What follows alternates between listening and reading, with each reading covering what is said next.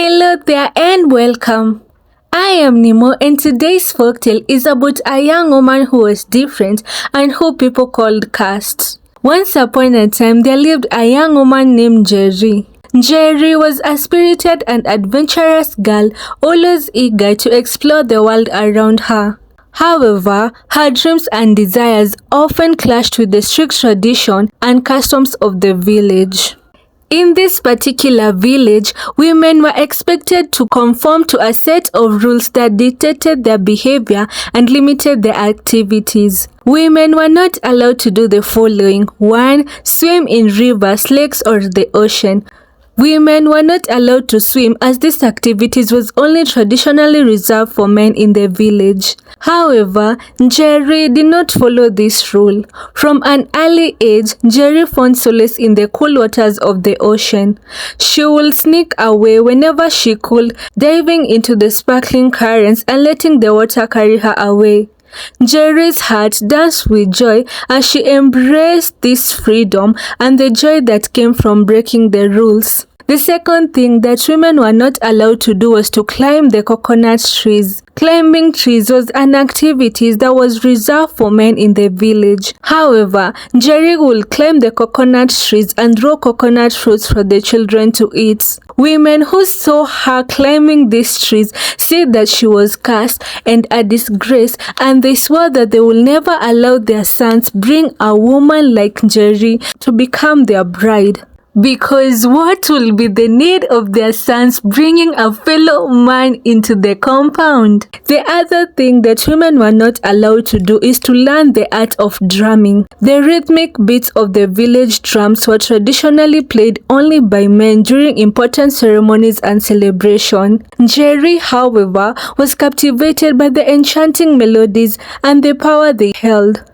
She tirelessly practiced on her own, mimicking the sound she had heard until she became excellent in the art of drumming. A last thing that women were not allowed to do in this village was to perform fishing activities. Fishing was considered a male-dominated activity in the village, but that didn't stop Jerry from fishing. With remarkable accuracy and agility, she will dive into the ocean, armed with her trusty spear, and pursue fish. Jerry was excellent in fishing and will normally come out of the water with numerous fish. News of Jerry's exploits soon spread throughout the village, and the people began to view her actions as a curse. They believed that her disobedience will bring misfortune upon them all. They whispered about her behind closed doors, casting her with disapproving glances whenever she passed by. The older women of the land even went to the extent of holding a meeting to find a solution to Jerry's rebellion. They called Jerry's mother to the meeting,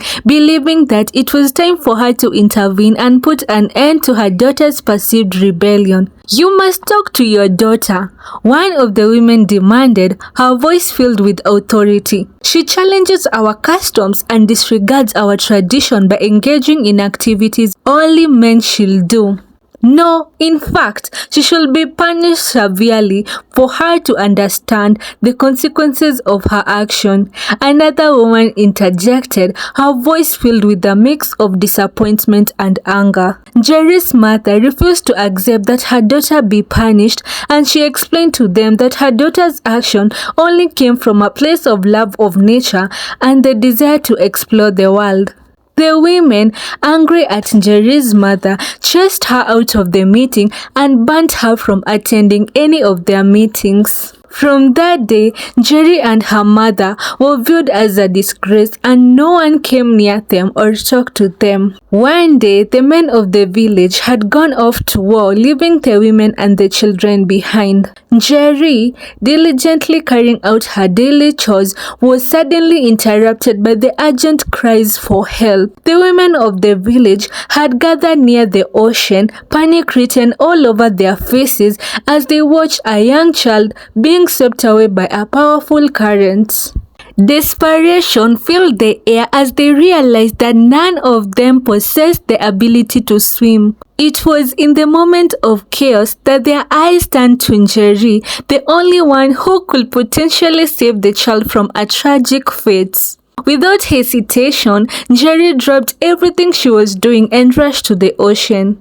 She dove into the water with determination and purpose. The women anxiously watched as Jerry battled against the forceful currents, her strength and courage shining through. With every stroke, Jerry fought against the powerful waves, propelling herself closer to the drowning child.